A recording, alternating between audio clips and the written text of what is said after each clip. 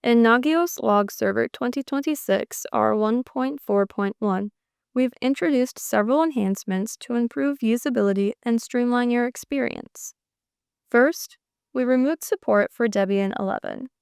Next, we added the ability to navigate back to the root directory when importing users from an AD or LDAP server.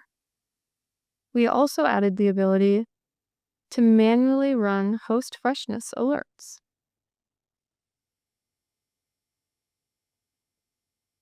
In addition to this, we improved things including the Snapshot and Maintenance settings, added pagination to the unique host page, and user permissions.